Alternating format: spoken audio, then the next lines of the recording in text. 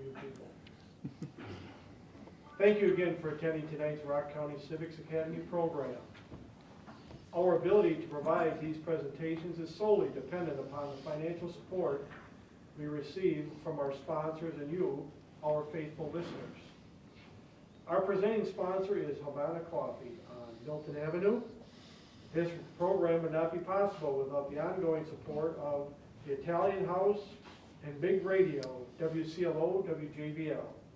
Supporters include Ragnar Ltd. And Ragnar Software, the John Westfall family, Dan Plushik's Janesville News Report, American Awards and Promotions, Stockman Property Development LLC, Tim Lindow, Now the Law. If you believe in our mission, we welcome your financial support. Materials explaining our mission and financial support opportunities are available at the registration desk or by visiting our website, commonsenserockcounty.org. And now let's turn it over to Rich. Thank you, Paul, and good evening, gentlemen. Good evening and welcome. We had a chance before we went on camera to go through the rules of engagement, as it were, and everybody's agreed to follow those rules. We're not going to do opening comments by each of the candidates individually. We'll simply move into the question and answer phase at the end of the evening. We'll have closing comments for each candidate individually. So with that, I'm going to start with you, Mr. Burdick. What event or events caused you to decide to run for election to the Janesville City Council? Well, thanks Rich, for putting this on. I decided to run for re-election. The last 2 years was very exciting for me. We had a lot of projects that I was involved in. The Woodman's project was probably one of the most advertised one out there, but we also did a search for a city manager, which I'm pretty proud of. I think I thought we selected. I thought the process was very good. We talked with all staff. We collaborated, and unanimously, we thought he was the best candidate. And that's one of the biggest things that I think that we were able to accomplish, because he will bring us to that next step, the city, for the next step of evolution, and being part of those projects, and learning with people, and some of the new projects on the horizon, such as the Centennial Park and the Children's Museum, is why I'm running again. Thank you. Thank you, Aaron. Josh Erdman, what event or events caused you to decide to run for election to the Janesville City Council? After serving the public for the last 20 or so years as a firefighter paramedic, and then participating in various volunteer groups, in the last 5 years I've become particularly interested in more civic engagement, serving on the Sustainable Janesville Committee for the last 4 years. And as part of that process, I saw what I thought was some places where the communication and engagement of the citizens could really be better. And in watching that, I came to the conclusion that this is another place that I can choose to serve the community by bringing the exact same decision-making process that I've had as a paramedic for the last 20 years, of looking at problems and looking for solutions to those problems. And I can bring that as a council member as well. And that's what, and part of the biggest thing that I'm interested in bringing is better communication overall and civic engagement as part of the process. Thank you. Matt Gonzalez, what event or events caused you to decide to run for election to the Janesville City Council? Yeah, sure thing, Rich. For me, it was a little closer. Yeah. Is that better? Yeah. Okay, perfect. For me, it was a matter of looking at the way that the city council is structured, the level of influence they have, all the different moving parts that go on within city government, and wanting to inject a little bit of innovation. I'm a tech guy by trade, and my job involves knowing how a lot of different systems function, how they interconnect, and how they impact one another. A lot of the times, changing one thing leads to a cascade effect on tons of others. So I think that despite not having maybe as much experience as some of the other people that are here with me tonight, I do have sort of an affinity for this, and I'd like to serve the city. Thank you, Matt. Bill McCoy, what event or events caused you to decide to run for election to the Janesville City Council? Well, the first one was the dam, the second one was the Woodlands complex. The third is also with the General Motors project. People started calling me, as well as when the property tax redone, they turned right around, they raised people's property taxes that hadn't been anything done to them. They said, can we bring the DOR back? And I said, I'll look into it. We tried to have the Woodlands thing put for the citizens to vote on. We have a runaway council, and that's exactly what everybody was calling me on the phone. We have a runaway city council and a runaway new city manager. We need to get it stopped. Thank you. Thank you, Bill.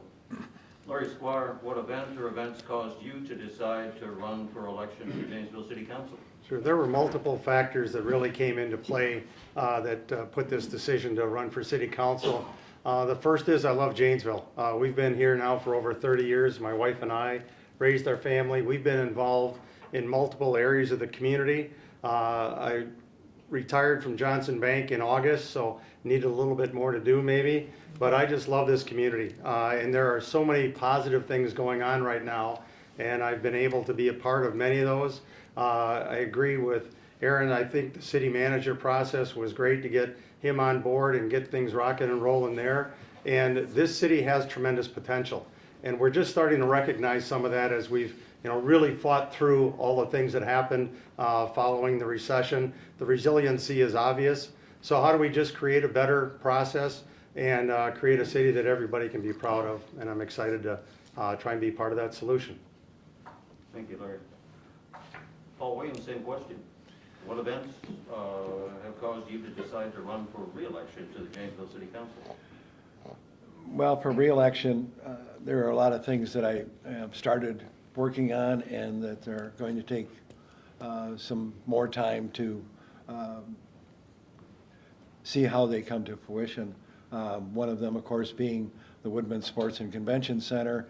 We are now in the process of getting that built. I want to make sure that that stays on budget, and then how that Sports and Convention Center is going to be run, whether it's going to be city-run or whether it's going to be outsourced to a company to run that. And I want to make sure that that is run in a correct way so it doesn't cost the taxpayers any more money than what it's costing now to do the ice arena. And of course, the GM redevelopment that we just started on, we'll have to follow that through. And then one of my other jobs is I'm chair of the Alcohol License Advisory Committee. We have some new rules coming down from the state, so I want to help implement those. Bring that microphone up a little closer. We want to make sure we catch you for the audience Okay. that's listening from afar. Now bring the mic up close. I'm done. Yeah.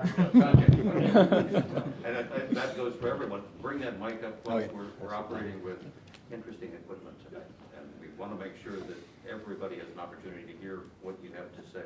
So if the one that is here, if you three could use that, Larry and Paul, if you could use that one, and it's a very directional microphone. Okay. So, thank you. This next round of questions, we'll start with Josh Erdman. Mr. Erdman, the council operates by the rule of 4, and that is that you must have a majority of the council agree to take most actions.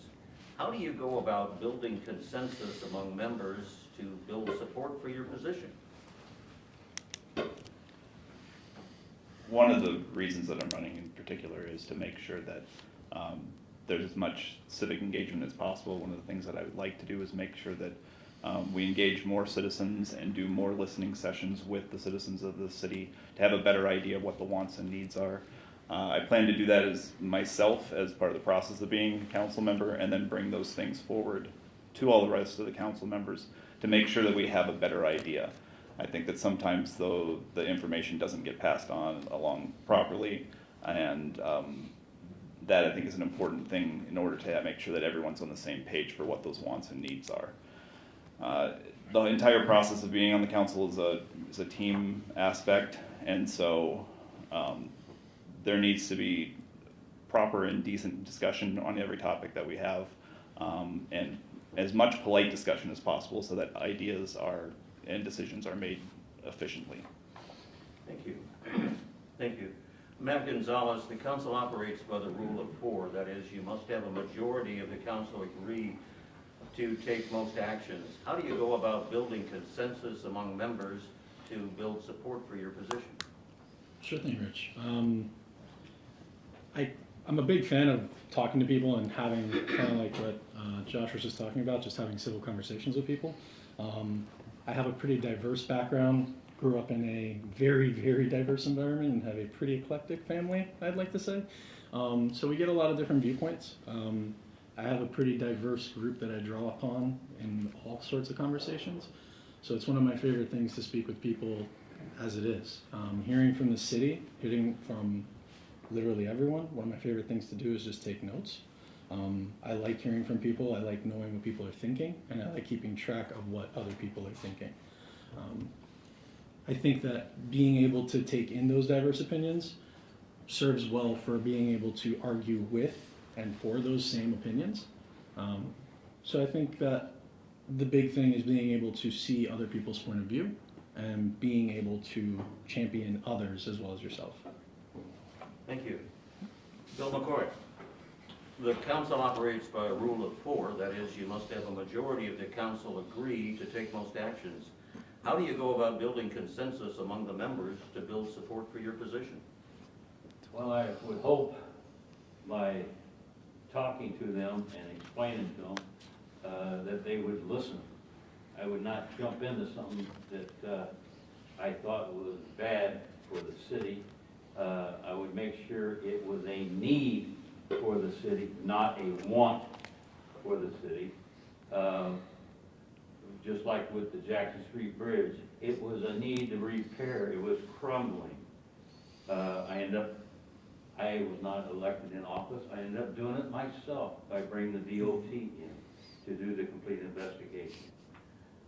I had to do that by myself because the City Hall and the council would not listen at that time. So that's the problem we have.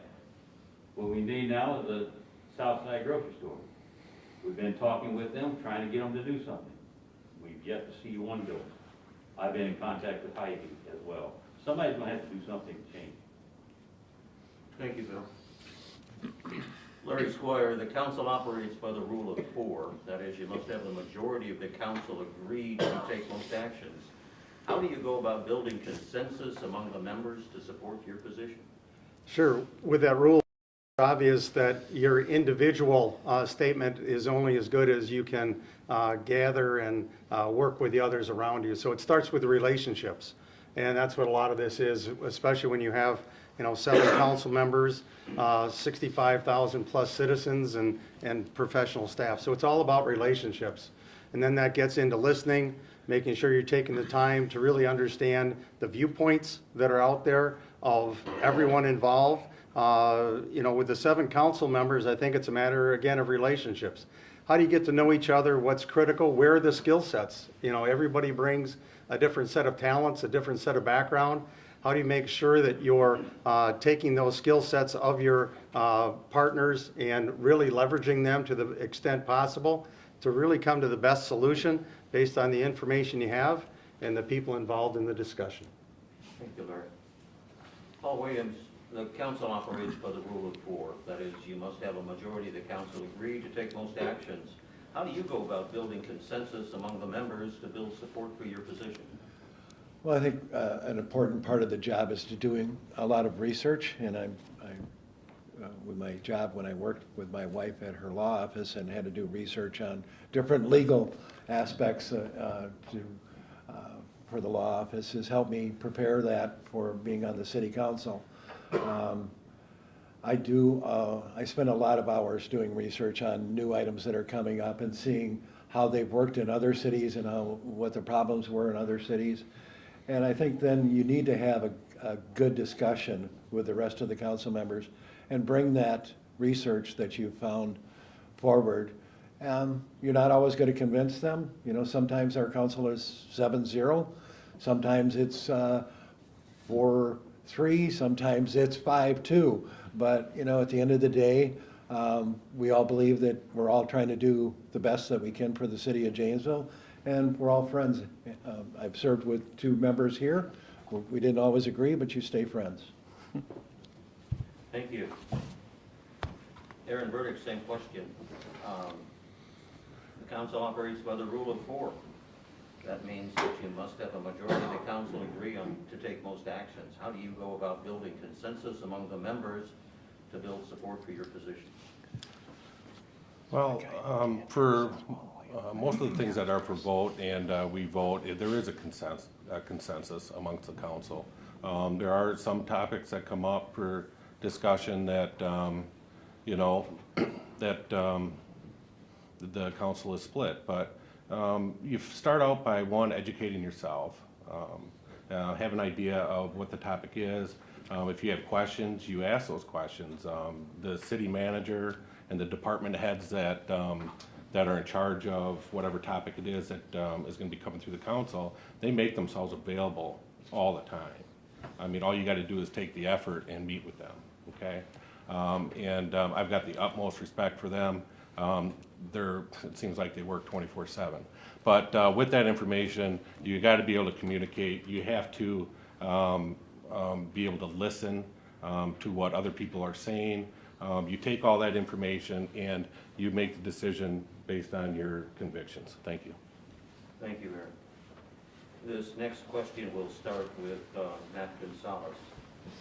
Matt, people have strong opinions on building and operating the Woodman Sports and Convention Center. What is your role in mending fences and getting the entire community involved in the success of the center? Sure thing, Rich. So I mean, with the city council, we would be more in a policy-making decision, or policy and decision-making. We wouldn't really be the day-to-day operations. So what I think is important for the council to be able to do once if I'm involved in it, would be making sure that we open things up to the public and listen to them, see what, you know, if we're doing things incorrectly, listening to them and figuring out how we can change that, and doing our best to actually listen to them in those regards. But apart from that, I'm not sure that we could, you know, there are going to be some situations where I think the council is sort of restricted, and there are going to be moments when we can take action on what the city wants. And I hope to lean more into what the citizens would like. Thank you, Matt. Bill McCoy, people had strong opinions on building and operating the Woodland Sports and Convention Center. What's your role in mending fences and getting the entire community involved in the success of the center? I will try to explain the best I could to a lot of the citizens that called me on this. And I used to work in an organization like that, some of the kids going through high school and everything, selling popcorn, peanuts, at the Robert Stadium in Evansville, Indiana. Everything was leased out for these situations. And personally, the people that have contacted me have asked me to try to have this thing stopped. They don't want it because the council is not going to listen to them when they come up in front of them. They haven't listened to them when they told them do not build it. They did not listen then. So that's going to be the problem, is trying to convince the citizens to give the council what they want. But it's a want, not a need. Thank you, Bill. Larry Squire, same question. People have had strong opinions on the building and operating of the Woodman Sports and Convention Center. What's your role in mending fences and getting the entire community involved in the success of the center? Well, I think it's all about communication in this. And, you know, when they were at a couple inflection points of the process along the way, and it started with, you know, Chief Moore when he was interim city manager, the reporting to the city council really started to get the quality of information out there in a much better spot. And I think as the construction process goes, and a little bit to what Paul said, how do we, you know, evaluate what the operational options are for that, and then how do we see which are the best? And just know we're gonna have to be flexible. This is a brand-new project, it's a huge project, and so we're gonna have to have constant evaluation going on to make sure it's being operated in the best way possible to meet the needs of all the users and the city. Thank you, Larry. Paul Williams, people have had strong opinions on building and operating the Woodland Sports and Convention Center. What is your role in mending fences and getting the entire community involved in the success of the center? Well, once the majority of 4 voted for this to go through, we, as other council members, we have to abide by what the majority of the council has passed. So my job is to make the Woodman Sports and Convention Center the best it can be.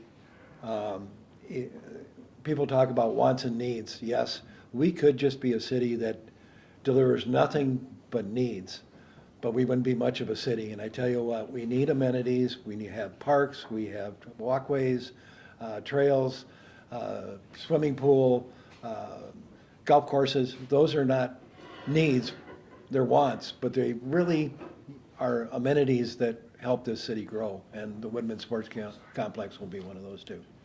Thank you, Paul. Aaron Burdick, people have had strong opinions on building and operating the Woodland Sports and Convention Center. What's your role in mending fences and getting the entire community involved in the success of the center? Well, one is, the largest thing is communication. Make sure that as this process goes on, as construction starts, and that regular information is getting out there through the city. We're updated every council meeting on the Woodman's project. And along with that, as we're trying to decide how to operate the Woodman Center, we need to be transparent on what we're looking at, why we're looking at it, what the cost could be, you know, the pros, the cons, the liabilities that we may take on. All these things, if the public sees that we're taking all these things into consideration, right? And that we're doing our due diligence and we're communicating that on a regular basis, I think they'll have faith that we're making the best decision possible by the city council for what's best for Janesville and the project. Thank you. Thank you. Josh Erdman, people have had strong opinions on building and operating the Woodland Sports and Convention Center. What's your role in mending fences and getting the entire community involved in the success of the center? Since we're unsure of what the actual operating costs are going to be of the Woodman Center, I think it's important that we do a really good job of analyzing what is going to come about in terms of having an actual process that lets the project come to fruition and actually bring in the economic development that we were looking for as a result of investing in such a project.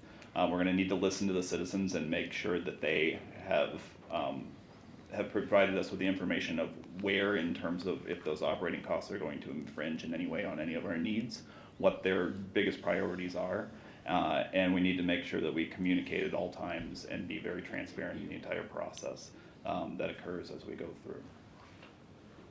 Thank you. The next question will start with Bill McCoy.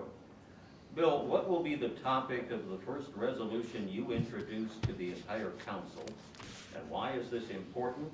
And how do you build consensus to adopt that position you propose? Well, number one, it's gonna be, let's get a grocery store on the south side of Janesville. We're needing one badly. I have already, like I said, been in contact with Hy-Vee. When we lost our pick and save, they did come but they put the store on the east side, which I called them up and I said, we have wrong place. We want it on the south side. They said the traffic was over there. Well, we got traffic over here. So they said they would look into putting a smaller one in. I said, fine. The second issue, I'd be trying to figure out CDC to help them out to get this General Motors thing done. Because I'm getting tired of my taxes going up. I'm getting tired of being ripped off and robbed by City Hall of overassessment. We need to bring the DOR back in. With the General Motors site, that is a priority that needs to be done and immediately. Thank you. Thank you. Larry Squire, what will be the topic of your first resolution you introduce to the entire council? Why is this important, and how do you build consensus to adopt that position? I don't know that I have a specific topic, but I would expect it'll be around housing.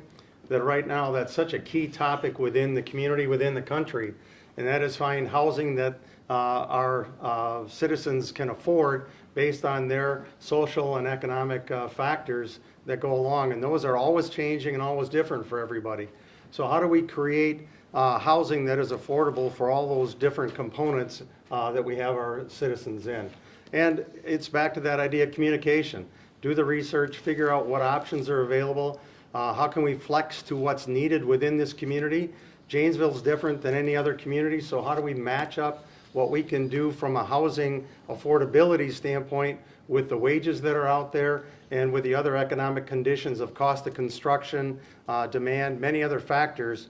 But how do we get all the groups together? We've had housing summits before. Usually they're a great start at communication and then trying to work together to find a solution. Thank you. Paul Williams, what will be the topic of the first resolution you introduce to the entire council? Why is it important, and how do you build consensus to adopt that position? Well, I'm not sure that, again, it's a resolution that'll be coming forward, but the Plan Commission is starting to work on updating our zoning ordinances, so that's going to be a big deal because we're going to bring that forward where we're going to have mixed use and look at that, see where we can do that, even in satellite neighborhoods out in at the outskirts of Janesville where they can have some residential maybe on the top floor and maybe small grocery store on the first floor and other amenities on that first floor. That right at the moment is not something that's allowed, so we're going to be looking at that. And another thing, maybe bringing an ordinance or a resolution forward. We've had a major update in the alcohol licensing that just came out, so we're looking at it at our next ALAC meeting, which I'm the chair of, and we'll probably have to update some of our ordinances to conform with the new updates on the city or state law. Thank you, Paul. Aaron Burdick, what will be the topic of your first resolution you introduce to the new council? Why is it important, and how do you build consensus to adopt that position? Right. And I agree with Larry and Paul at the end there. I don't have anything specific. However, the housing and zoning ordinance and the revamping of that, those are probably outside of the GM site. I'm guessing those are going to have the largest impact on the city. With housing right now, just some numbers, the average house is $250,000. Construction costs have been up 400% over the last 5 years. So it's not cheap to build. We may have to look at tax incremental financing for multi-unit housing. When I was talking with the city administration, I believe it was last week or the week before, and one of the topics was housing and what can the city do to help facilitate developers to come in and create housing in the city of Janesville. And these are some of the things we've discussed. I plan on continuing to discuss them. This is a major issue, not only for our current citizens, but employers looking to be able to establish that enough employees to run their businesses here. Thank you. Thank you. Josh Erdman, what will be the topic of the first resolution you introduce to the entire council? Why is this important, and how will you build consensus to adopt your position? Like the others, I don't know that I have a specific resolution in mind necessarily. One of my biggest focuses, however, is on making sure that we work towards getting economic growth across all of the city. And the thing that I would like to encourage the administration to work towards most is improving efficiency and making sure that there are no barriers to that economic development occurring.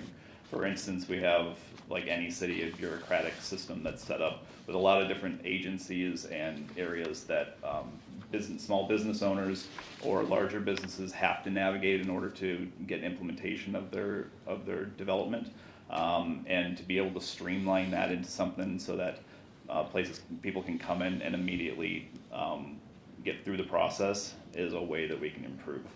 Part of that might be looking at other cities and seeing examples of pre-approved housing zoning and setups, so that same process can be speeded through so that we can deal with the housing issues that occur as well.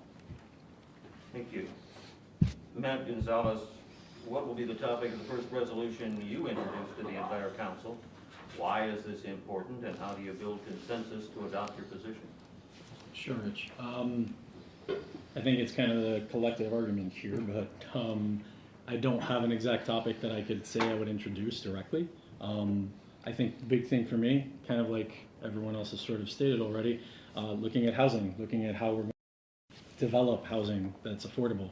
I know we have quite a few people who have recently lost their homes here in Janesville due to some difficulties with certain property manager. With that in mind, having some sort of a plan in place that would allow us to actually support our citizens when they're displaced in that way, I think is vital. It's very scary to be in a position where you think 3 months from now you don't know where you'll be, to think that 3 weeks from now you don't know where you'll be. And being able to sympathize with that, to understand that we have as many citizens as we do that are dealing with that right now, I'd like to make sure that that's something that we address for the future. Thank you. This next question will start with Larry Squire. Larry, the city just proposed using condemnation proceedings to acquire the former General Motors site. Is this an appropriate use of legally taking property from the private sector for unspecified redevelopment purposes? Yeah, I think it's the appropriate first step, and that's exactly what this is a first step.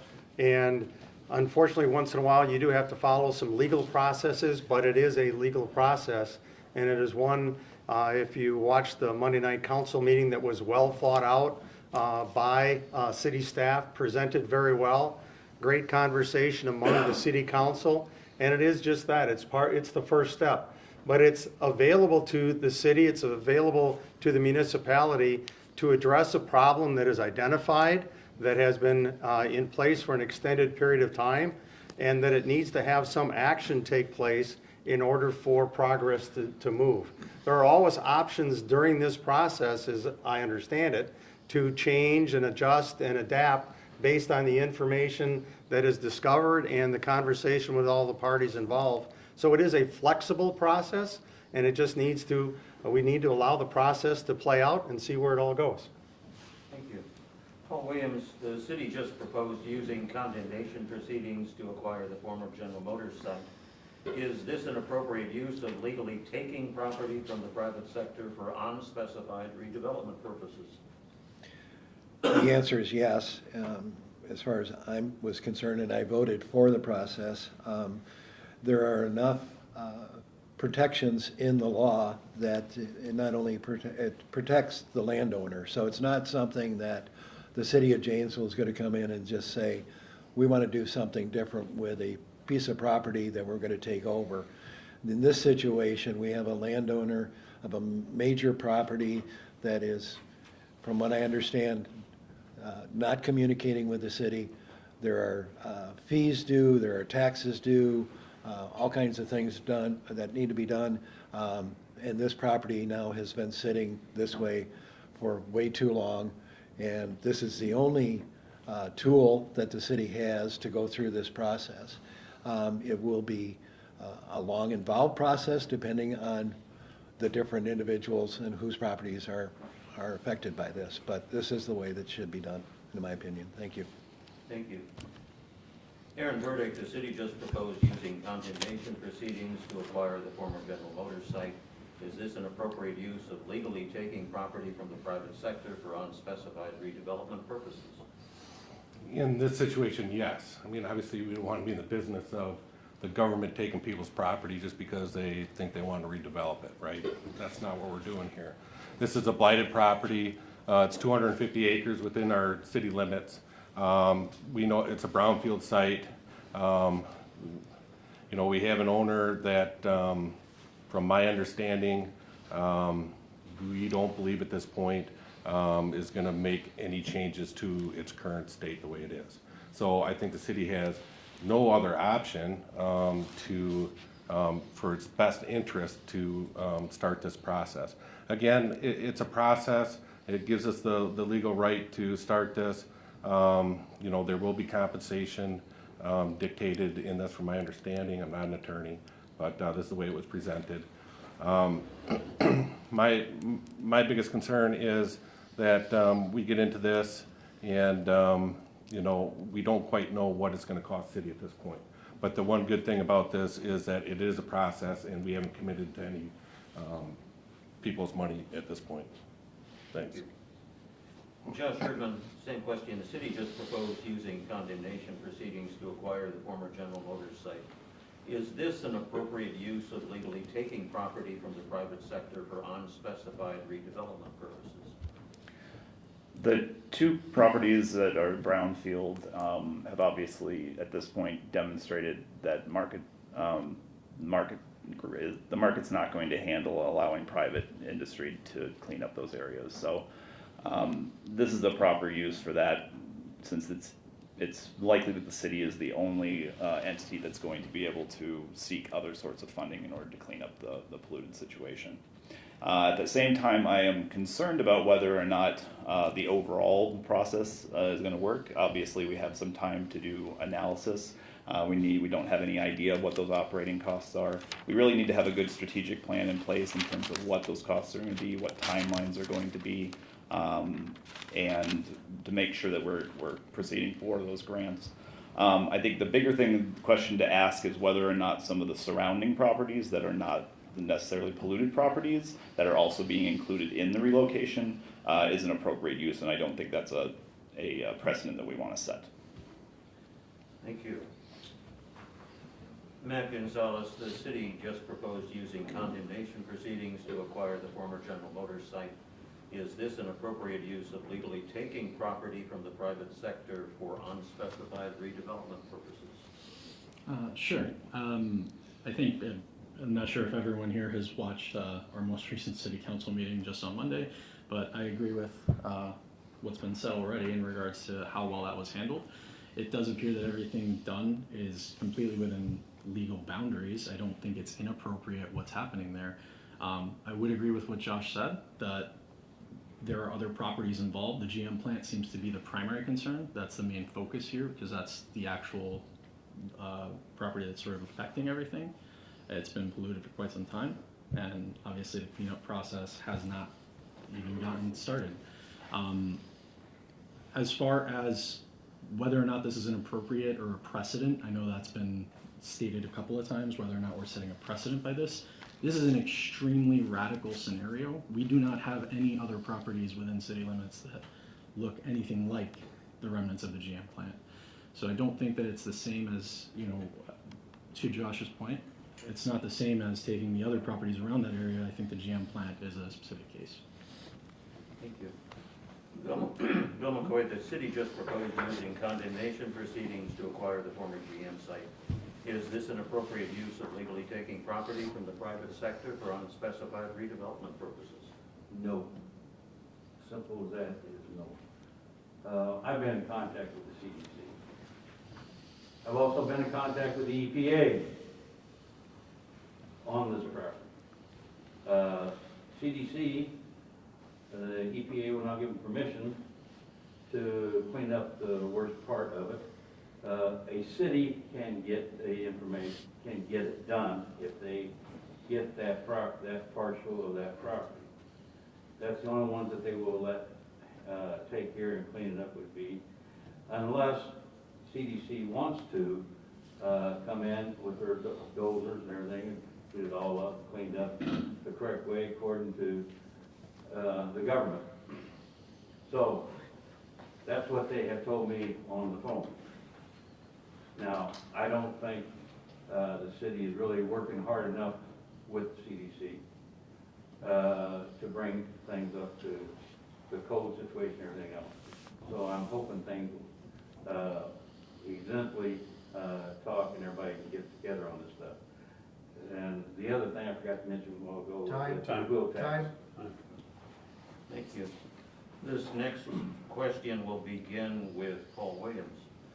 Paul, one measure of successful investment downtown is the financial health of the downtown tax increment district, the finance. It currently runs in the red. What would you propose to reinvigorate downtown in view of the impending investment in the Uptown Janesville Mall? Good question. The downtown, I believe, is still moving forward, certainly not anywhere close to being done. There are buildings, as you go down Milwaukee Street, that they're redoing the facades on it, and there's more investment going in, and we now have the Monterey Hotel open, and I believe there's going to be some movement on the old Woolworths building and other buildings downtown. Hopefully, and I'm not sure that I understand the question 100%, but I believe that the Woodman Sports and Convention Center, at least according to most of the studies, will help with the downtown. And so if we can make sure that the Woodman Sports and Convention Center is successful, not only will it help that area of Janesville, but it should help the downtown also. Thank you, Paul. Aaron Burdick, same question. One measure of successful investment downtown is the financial health of the downtown tax increment financing district. It currently runs in the red. What would you propose to do to reinvigorate downtown in view of the impending investments in the Uptown Janesville Mall? Well, there's still investments going on downtown.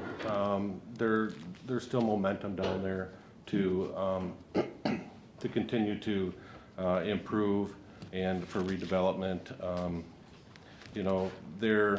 With the Woodman Center, the idea is from a global perspective that outside of the uptown area, that it would have a more dynamic impact in the city as a whole. Okay, draw people in. When that happens, they tend to go to the downtown area. They will frequent shops, and there's also possibility of children's museum going down there. That would also be an attraction. So there are some things on the horizon for downtown. I feel pretty good about its future. Thank you. Thank you. Josh Erdman, one measure of successful investment downtown is the financial health of the downtown tax increment financing district. It's currently running in the red. What would you propose to do to reinvigorate downtown in view of the impending investments in the Uptown Janesville Mall?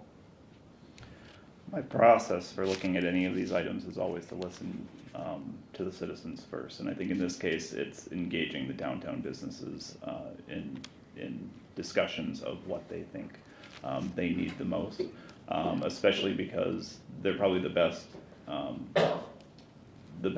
They have the best impression of how we can maybe link the Uptown Janesville situation and the downtown situation to make sure that we do have those people who are visiting the Woodman Center come down into the downtown area and bring them the business that they need, so that we can encourage more economic growth in the downtown area. So that's the first thing that I think I would do in looking at this particular issue. Thank you. Matt Gonzalez, one measure of successful investment downtown is the financial health of downtown tax increment financing district. It's currently running in the red. What would you propose to do to reinvigorate downtown in view of the impending city investments in the Uptown Janesville Mall?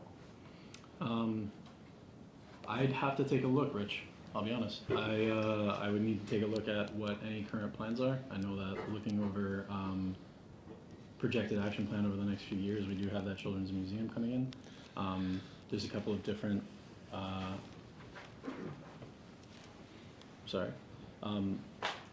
there's a lot more attention being placed currently in that further uptown area, mainly with the Woodman Center. One would hope that getting some of the citizens involved at the Woodman Center and having people there from out of town, maybe word of mouth will help transfer. But I don't know. I would need to take a look. Thank you. Bill McCoy, one measure of successful investment downtown is the financial health of the downtown tax increment financing district. It currently runs in the red. What would you propose to do to reinvigorate downtown in view of the impending investments going into the Uptown Janesville Mall? No to the Uptown Janesville Mall. no TID district whatsoever, period, no. Downtown, I said it would go into red several years ago when they first done it. I told them to give it 3 to 5 years to people want to come in, and that would try to help them after 3 to 5 years, see how they're going. No, we don't need, we're trying to get rid of these TID districts in the city of Janesville. People are hurting enough in the city. Look at the wheel tax. We're fed up with the wheel tax. People are just sick and tired of these TID districts. Thank you. Thank you, Bill. Larry Squire, one measure of successful investment downtown is the financial health of the downtown tax increment financing district. It's currently running in the red. What would you propose to do to reinvigorate downtown in view of the impending investments going into the Uptown Janesville Mall? Sure. Now, downtown, while you say that, it's still in the red, I think it's going the right direction. The town square and everything that's been done down there is just fabulous. And you talk about downtown activity, the number of events and people that have visited downtown since the town square has been done has just been, exponential of what's going on. Flannel Fest was a huge lift again, and I heard great things about it. So we just have to stay with it. But we also know there's been some changes in the last 5 years of what's going on with the real estate down there. Great addition of Monterey Hotel, converting to the apartments, and the addition of the storage units in that same area. But all the office buildings with, remote working and everything else like that, we have to look at what's going on downtown with office and retail and how do we repurpose that? Talking about zoning, talking about housing, what's the best way to do that? But it's all about the synergy of a community, and it builds. So if we have a great downtown, it's got a lot of things going. We add the Woodman Sports and Convention Center, get a lot of activity going on down there. It's the synergy that'll make it happen. Thank you. We're going to take a break. It's time for everybody to stretch your legs just a little bit. And we'll commence again in about 2 minutes. Paul? Okay, very good. And just a reminder, the restrooms are that direction. Thank you again for attending tonight's Rock County Civics Academy program. Our ability to provide these presentations is solely dependent upon the financial support we receive from our sponsors and you, our faithful listeners. Our presenting sponsor is Havana Coffee on Milton Avenue. This program would not be possible without the ongoing support of the Italian House and Big Radio, WCLO, WJBL. Supporters include Ragnar Ltd. And Ragnar Software, the John Westfall family, Dan Pushik's Janesville News Report, American Awards and Promotions, Stockman Property Development, LLC, Tim Lindow, Dowland Law. If you believe in our mission, we welcome your financial support. Materials explaining our mission and financial support opportunities are available at the registration desk or by visiting our website, commonsenserockcounty.org. And it looks like we have a couple people yet away from the panelist table, but just a reminder to go out to our webpage and look at the future candidate forms for the Janesville School Board, the Milton School Board, the Milton City Council, and then again for other events that we have planned in the month of March and in the future of April, in which a hot topic in April might be the potential Janesville School District referendum. So with that, Rich, I'll turn it back to you.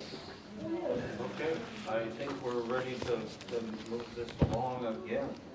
I want to use this next segment as an opportunity to take some of the questions that came from the audience, and I'll do my best to read them as close to verbatim as I can. I apologize in advance if I mess up and mispronounce something or I don't get the rhythm quite right.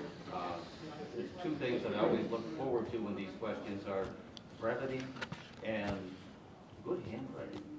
And honestly, most of them passed, so thank you. Thank you. Let's start with this if we could, and we're going to begin this round of questionings with you, Aaron. The South Side is underdeveloped. Access to shopping centers, groceries, and entertainment is almost non-existent. Do you have plans to address this? Well, I think what we need to do, and yes, I have talked with city administration, again, just within the last couple of weeks, on what kind of projects could be utilized that the city's already going to do, that some of these developments can happen, or at least they work in tandem, or one can benefit the other. And, Center Avenue is set to be, the reconstruction of Center Avenue from the 5 points, basically, down to, I believe it's Nicolay. I could be mistaken on that, but, so you're gonna have that, you're gonna have a lead replacement, along with sewer and water replacement. When that stuff happens, there's opportunities for businesses. That was quick, sorry. All right, I guess that's it, thanks. And just a reminder to folks that, so we make sure that we're catching not only the audience that's here, but the audience that we have on the live streaming of the event.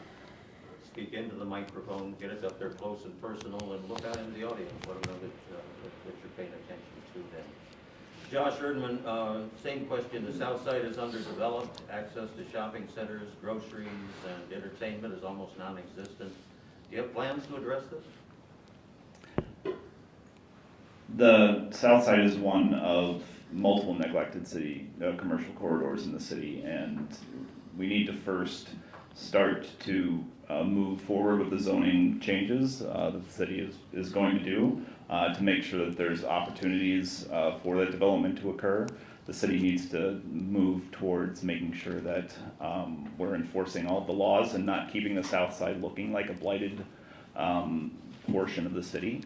We need to work on rebranding the south side to something other than just an industrial property like it's been for many, many years. There's lots of potential for commercial and residential to go into the south side, probably one of the best areas potentially for housing. And so we really need to make sure that the south side is put forward, and that starting with infrastructure and other investments all along that Center Avenue corridor. Thank you. Matt Gonzalez, the south side is underdeveloped. Access to shopping centers, groceries, and entertainment is almost non-existent. Do you have plans to address this? 100%. I think that assisting the south side would be beneficial to all of Janesville, and if elected to the city council, my plan is to make sure that we're benefiting all of Janesville. I don't think that we can really see the city succeeding long-term without having all of our city succeeding long-term. It's just common sense. I myself live on the south side right now, and I understand the struggle. Having to drive 20 minutes to be able to get to a decent grocery store is pretty difficult.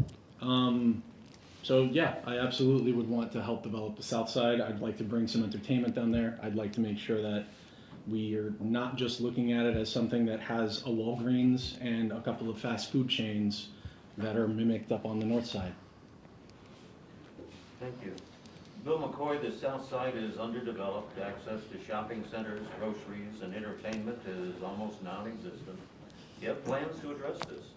I've been fighting for the south side ever since I lived over here on the south side. I live 2 blocks from where the General Motors is at. We know where the problem is. That our problem is City Hall. They don't want to do the darn thing. We've addressed it to them. It goes through one ear and out the other. That's the reason why I'm running for city council. Another reason is so the citizens have their say. They're getting fed up with the runaway city council we got right now. Yes, we need housing. We need grocery stores. We need other stores on the south side. Instead of driving 8 to 10 miles to 15 to the other people further down, that end up going to Woodman's down in Beloit, or Piggly Wiggly down in Beloit. So enough is enough. We're not being serviced correctly by City Hall of Janesville. Thank you. Thank you. Larry Squire, the south side is underdeveloped. Access to shopping centers, groceries, and entertainment is almost non-existent.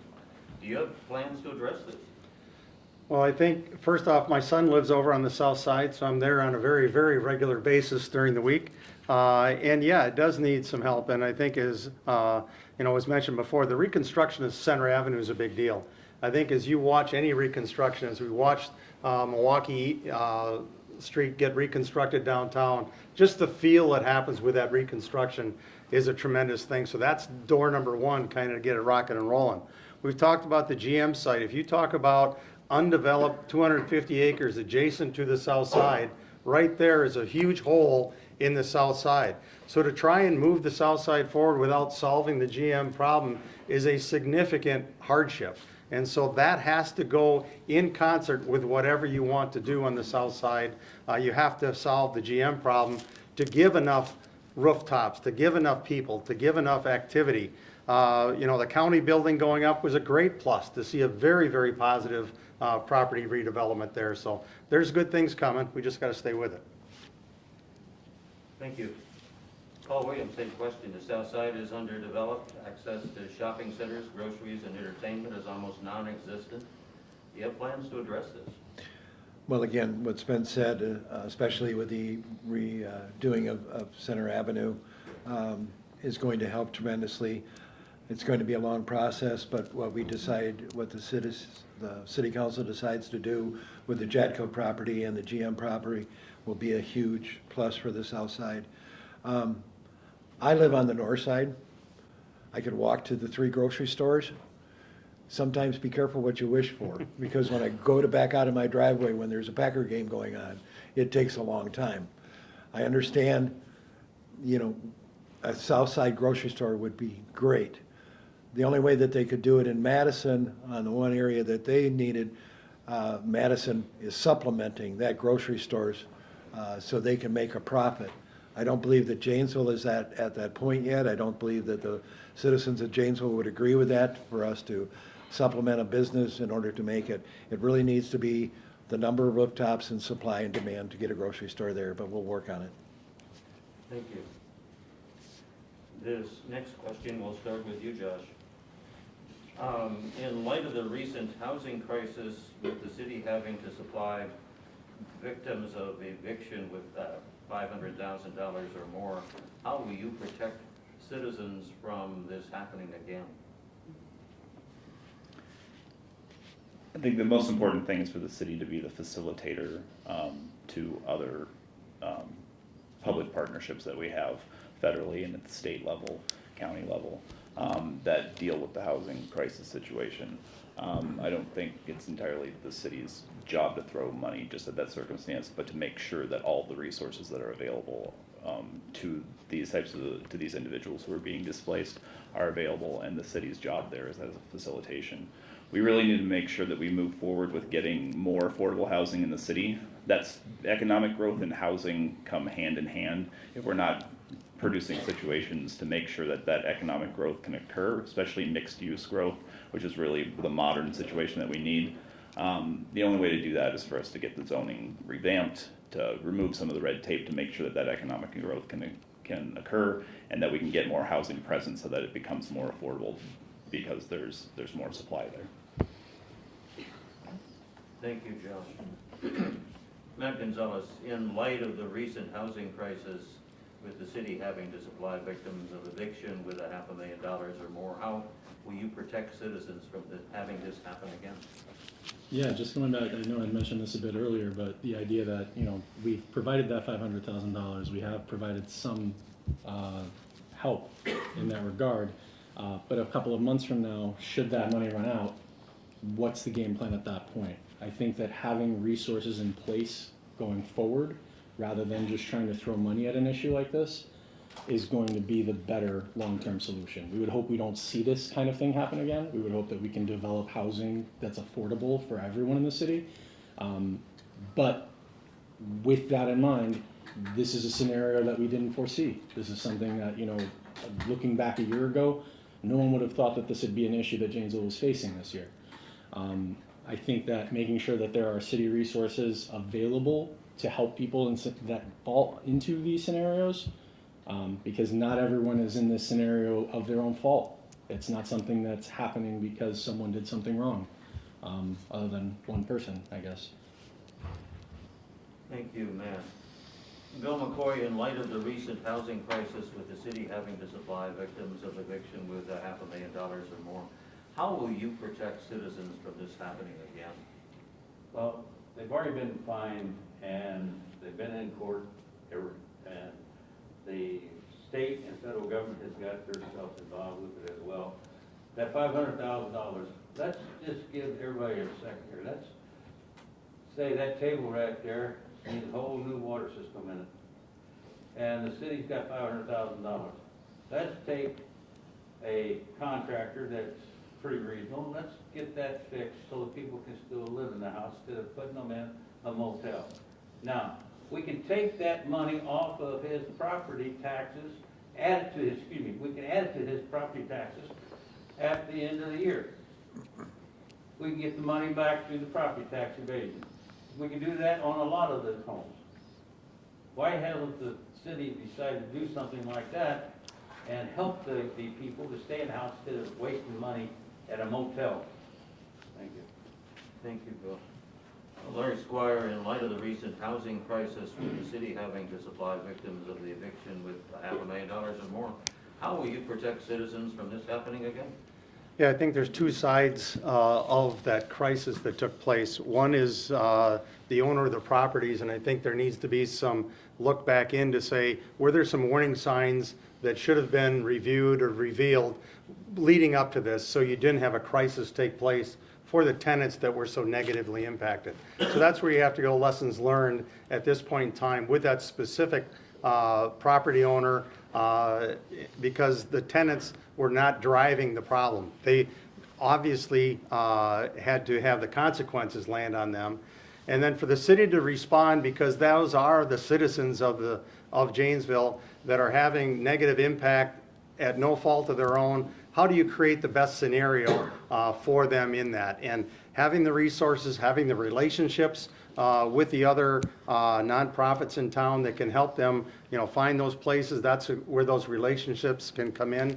So you have to take a look at both sides. How do you help the people in the crisis, but how do you prevent the occurrence going forward? Thank you, Larry. Paul Williams, in light of the recent housing crisis with the city having to invest, supply victims of the eviction with $500,000 or more, how will you protect the citizens from this happening again? Well, hopefully it never happens again, and I'm not sure how we can protect them from happening again.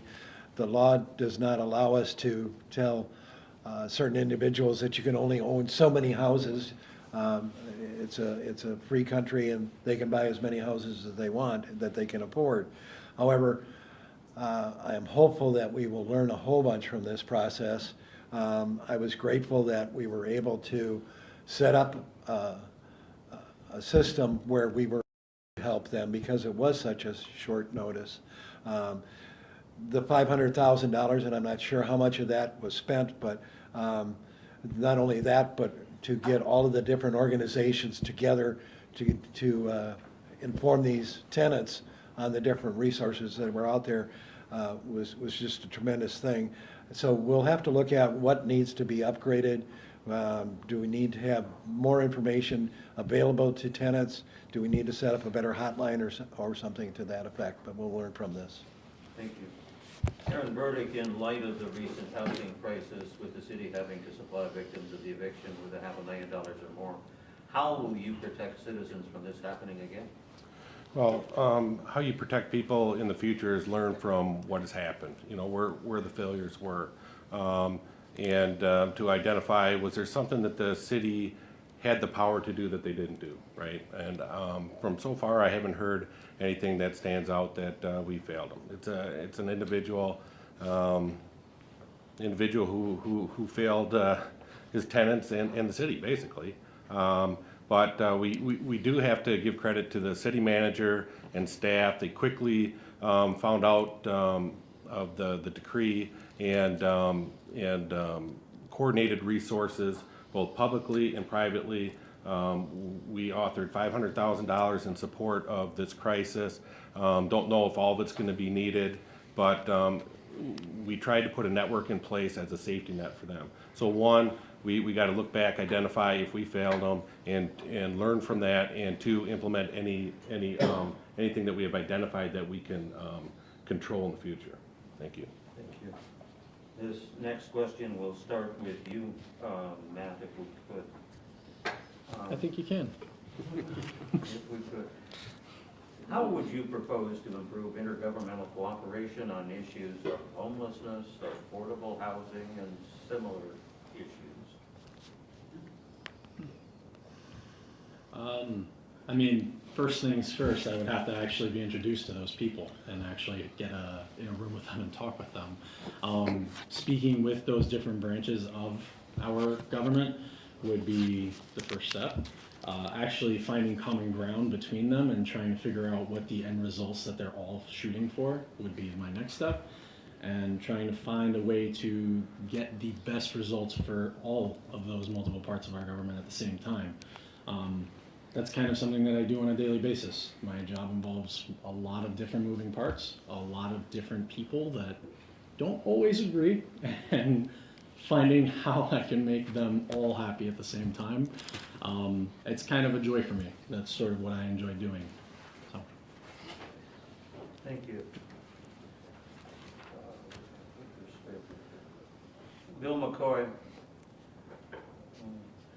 how would you propose to improve intergovernmental cooperation on issues of homelessness, affordable housing, and similar issues? Well, right now, we got a lot of vets around here that are hurting. They do not want to go to the police department and let them check them out and everything else. They know good. We do have several around this community. And we do have some property on the west side of town that if the city wanted to, they could probably see about looking at putting some small housing over there in that area if we could get the land to build small little houses for vets and the people that are homeless. That would be helpful, and that'd be next to the Pizza Hut area. That way they got busing and everything else. Everybody promised that something was going to go in there, nothing has yet. So let's see about getting it bought and put some miniature homes in there to help some of these homeless people. Thank you. Larry Squire, how would you propose to improve intergovernmental cooperation on issues of homelessness, affordable housing, and similar issues? Sure. With the intergovernment programs, it really gets down to understanding who has what role and responsibility, who has access to what funds, who has what experience. So that's the communication. That's gaining the knowledge of where those different role and responsibilities exist. Because what we don't want to do is have duplication. We need to understand where the efficiencies are, where we go to get the assistance that we're looking for, how do we apply for it in an efficient and effective manner. So it's really understanding, where those different ones are, and then having the communication, asking the questions, looking around to where different programs have been implemented, what have been aspects of the implementation that have worked, that haven't worked. And usually you don't have to recreate the wheel. It's been done out there before. So let's make sure we understand which of these intergovernment agencies, whether it's local, county, state, federal, who has what role, responsibility, and how we can tap into it best. Thank you, Larry. Paul Williams, how would you propose to improve intergovernmental cooperation on issues of homelessness, affordable housing, and similar issues? Well, the social programs, a lot of that funding goes to the county. The city does get some funding for some programs, but most of the funding for social programs do go through the county. However, homelessness certainly has a big effect within the city limits, so we do have to work hand in hand with the county on what funds are available to deal with homelessness. As far as the affordable housing, we're working on that. Every time we build a new home or a new apartment building, that helps the people that maybe were in the middle to move up to the higher ones and continue to move up. and hopefully those other older homes or smaller homes are more available to the people that are coming up. We have been working over the years and continue, and hopefully we will even expand on that, on working with not only the county but local governments around the area as far as purchasing power. Thank you. Aaron Burdick, how would you propose to improve intergovernmental cooperation on issues of homelessness, affordable housing, and similar issues? The first thing is to get all the stakeholders together and communicate, listen, spitball ideas off each other, seek additional funding. Really what it boils down to is having an understanding how each and every one of these roles, what they do, how they work together, how we can coordinate it to be like a force multiplier so that we can actually make some changes instead of each individual group doing their little thing. How do we get them all combined into one big effort? And when you can do that, you got a force multiplier, which then you can tackle larger situations. But basically it boils down to getting together, knowing what you're talking about, communicating, and then taking those ideas and actually implementing them. Thank you. Thank you. Josh Erdman, if you had the power, how would you go about correcting how would you improve intergovernmental cooperation on issues of homelessness, affordable housing, and similar issues? As part of my public safety career, I also have an education in emergency management, in which case there's a lot of sort of dealing with exactly this, the herding cats scenario of dealing with different government agencies. Really, in that situation, you always have to have some sort of plan in place of what the direction is in order to get all of those government agencies in place, and that's the role here for the city of Janesville, is to make sure that we've listened to the people who are most impacted by the affordable housing situation, most affected by homelessness, find out what their needs really are, what things they are willing to, what their goals in the end are, and what they're willing to maybe deal with in the intermediate terms, and then make sure that those things are passed on to those intergovernment agencies, and figure out which ones are the most appropriate to deal with the different parts, because there are different roles for each of the different intergovernment agencies involved. But in any case, the city of Janesville needs to be the one that listens to the citizens first and engages them as part of the process. Thank you. That concludes this round of our questioning. We're going to take a break. When we come back, we'll open up the balance of the evening for closing comments from each of the candidates. Each will have 2 minutes to summarize their comments for the evening. So stay tuned. Paul, it's yours for the next couple of minutes. Okay. We'll have our final commercial for the evening. Thank you again for attending tonight's Rock County Civics Academy program. Our ability to provide these presentations is solely dependent upon the financial support we receive from our sponsors and you, our faithful listeners. Our presenting sponsor is Habana Coffee on Milton Avenue. This program would not be possible without the ongoing support of the Italian House and Big Radio, WCLO, WJVL.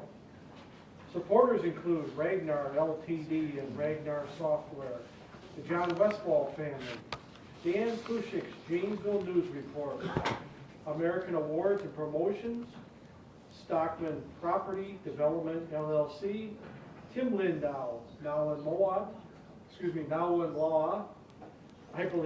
If you believe in our mission, we welcome your financial support. Materials explaining our mission and financial support opportunities are available at the registration desk or by visiting our website, commonsenserockcounty.org. And before we start up, we need to do our raffle for one of our sponsors, the Italian House. And we'll spread the tickets right here. Close your eyes, could you, Jason, and just grab one? Non-participating person. There you go, yeah. Well, you came to the back door. I'm late. Okay, 610-728-0. I'll split a There you go, gondola. all right. Super. Where are we Split a at? gondola. Okay. With that, we're going to turn things over to the candidates, and we'll continue in the order that actually takes us to round number 10. So that's going to make Billy McCoy the first to have the opportunity to do closing comments for 2 minutes. Bill, and this podium is yours. Well, the reason why I'm running is a lot of citizens have called me and said, Bill, will you please take the reins and go ahead and get this done as much as you can? Because you know City Hall is not listening to us as citizens of Janesville. They have been ignoring us on the south side, the far west side. They have been ignoring the people, period. It's gone through deaf ears, a runaway city council because of the Woodman thing, and people are fed up with it. The taxes, they're fed up with being reassessed when they haven't done anything to their property and it's jacked up so high. And the wheel tax, they want their wheel tax stopped immediately. And there's a lot of other things that's going around the city for housing. We need to get the housing brought to everybody's attention. On the south side, we have land that used to be for sale. I don't know what happened to the signs off of Bloyd Avenue. But we also have a Indian burial ground across back there, so we're going to have to get Mr. Reindeer to come in and find out about this little bit of burial ground that would be east of Bloyd Avenue. They tried to put a pit in there, we stopped that. So we need to get that looked at. That would be an area for housing and apartment houses back in that field that was for sale. So like I said, I don't know what happened to it. They went down. The for sale signs down. We don't need no more warehouses. We don't need TID districts. We're fed up with them. It takes anywhere from 10, 15, 20, 27 years for it to pay back. I will probably be dead before they even get paid back. And a lot of other citizens are saying the same thing. What the heck is wrong with City Hall? So we need to get down to brass tacks, and we need to change the way this town is being run, and to start listening to the ordinary citizens in the community. Thank you. Thank you, Bill. Larry Squire, closing remarks. Yeah, I mentioned that a lot of factors came together to, encourage me to run, and I was a little nervous in December when I made the call. But over the last couple of months, it's kind of gone from nervousness to excitement. And then sitting here tonight, that excitement just gets further because it's a great bunch of individuals up here, great conversation, everything going on. We live in a wonderful community at a really cool time. There's a lot of good stuff going on. Are there challenges? Of course. We know we're limited. We all have limited resources. We have limited activities. But that just means there's good problems to be solved, and that people that want to be innovative, that want to be flexible, that want to be adaptive, have the possibility of really come up with some great solutions for this community. And, I think our city government, having 7 council members that are all at large, that all represent every citizen, along with a city manager, and not having a mayor, is a really unique system of government that's not out in very many communities, especially of this size, that gives us that flexibility and opportunity to have good conversation, to explore where we can go and try and have great solutions. This city is growing. And so how do we find the solutions that are going to continue to have the city grow? And we can all have a different definition of what grow looks like, and is it too fast, too slow, too big, whatever. But it needs to keep moving forward, because sitting still and doing nothing is not a very positive solution. So we need to find those positive solutions in our growth. We've got good city staff right now. They're professional, they're well-trained, they care about what's going on in this community. And so how do we empower them? How do we help them be the great professionals they can be, while still holding them accountable as citizens to make sure that they're driving forward with the goals and objectives that we have as citizens, and make sure they deliver on them. So I'm excited about where the city is going, and very hopeful I get a chance to participate as a council member. Thank you. Paul Williams? Well, there's a lot still going to be going on in the city, and I just felt that I really wanted to do another 2 years term to see some of this come together.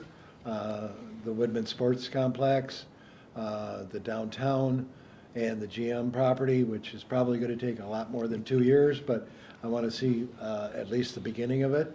And then also, there's new rules and regulations in the alcohol, and I've been involved with the alcohol committee for all 16 years that I've been on the council, so I want to see how those are going to be updated. I feel that I have a lot to offer. Again, I got on in 2000, I got off for a while. I kind of joked that when I got off in 2008, the General Motors shut down and the downtown flooded, so eventually I decided to get back on and make sure that that didn't happen again. But I enjoy it, and you may not always agree with me the way that I vote, but I do listen, and I certainly do a lot of research, and I enjoy research, and I try to always vote what I feel is best for the citizens of Janesville and Janesville itself. So, thank you. Thank you, Paul. Aaron Burdick? Yeah, I spent the last 2 years on the city council, been able to learn how the city functions, been able to establish relationships, not only with city staff, but with citizens as well as private organizations. And with those 2 years, right now I'm really excited because you start learning the passion that some of the city employees have with some of these projects, along with the private organizations and the private citizens. To be involved in that is something special. If you don't know what I do, I spent the last 25 years in law enforcement. I'm currently the Law Enforcement Services Division Commander. I bring a skill set of leadership. Been there, done that. I operate yearly on a $14 million budget. I'm responsible for managing that. I have 79 employees under my leadership.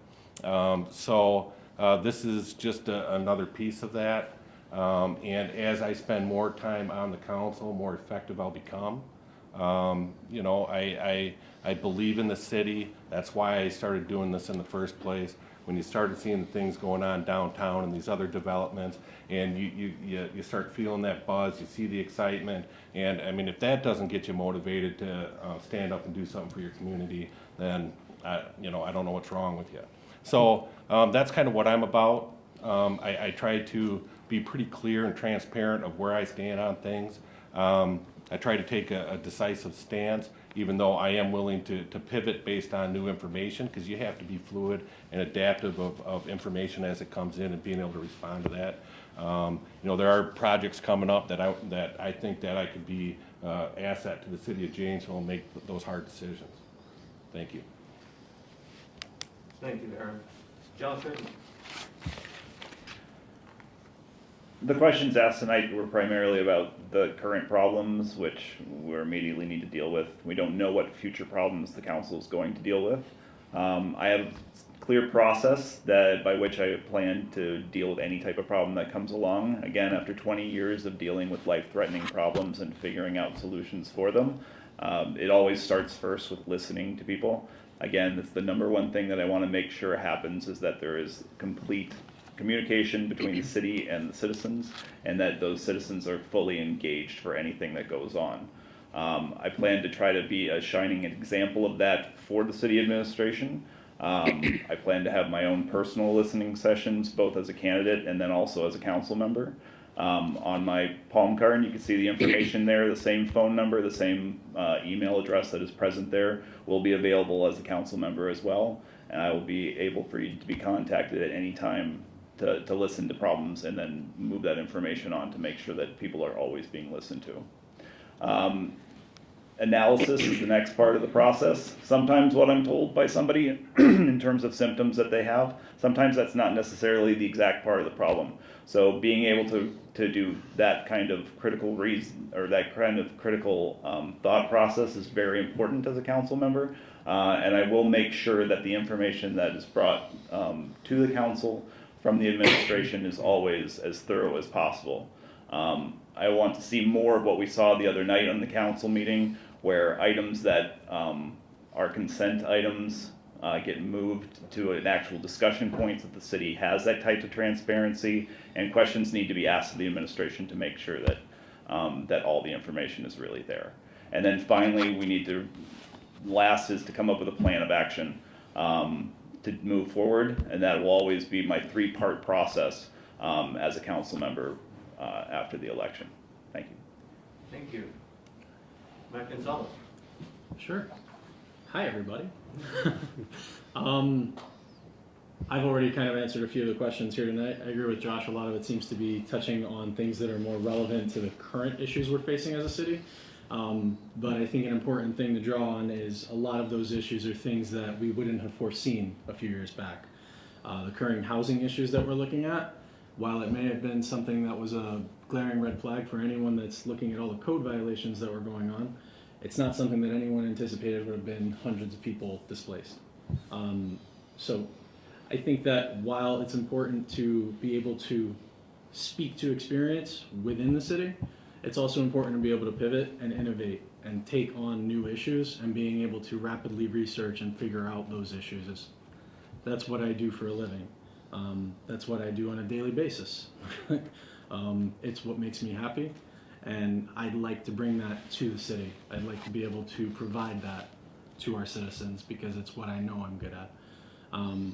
While I don't have direct experience with specific issues and specific committees like some of the people on the board here have, I think that where I shine is being able to endure, being able to take on new information and being able to apply that across the board. And I'd like to have the chance to do that for you. Thank you, gentlemen. In summary, we didn't get to all the questions that, frankly, that need to be asked. And so I'll remind you that there's a big week coming up, the second week in March. On March 11th, we'll have the Janesville City Council candidates again in a forum that will be at noon at Rotary Gardens. It's sponsored by the Janesville Noon Rotary Club. On March the 12th, we're hosting, in conjunction with the Milton Chamber of Commerce, an evening with the candidates for Milton City Council and for the Milton School District. That event will be held at the Milton Schools Administration building in their large meeting room. And that starts again at 6:30 that evening. We'll have 2 forums that night, and we invite you to be there. On March 13th, the Janesville School Board candidates will be with us for a forum at the Italian House. All 4 of the candidates there will be in attendance. They're running for 3 seats for the Janesville School Board. And then again on the 14th of March, we will have the Janesville City Council candidates one more time at 7 a.m. at Rotary Gardens. And that is sponsored by the Janesville Morning Rotary Club. And then finally on March 18th, the Janesville School Board candidates will be meeting one more time in a forum with us. And that is on the 18th. It will be at Rotary Gardens, and that's sponsored by the Janesville New Rotary Club. I know the League of Women Voters also has some forums scheduled. So there's a lot of opportunities for folks to get to meet your candidates, talk to your candidates, get the information you need to make an informed judgment, because April 2nd is an important day. Thank you all for attending tonight. Appreciate your support. And I appreciate the fact that you're willing to get involved, get informed, and make a difference in your community. Thank you again. Good night.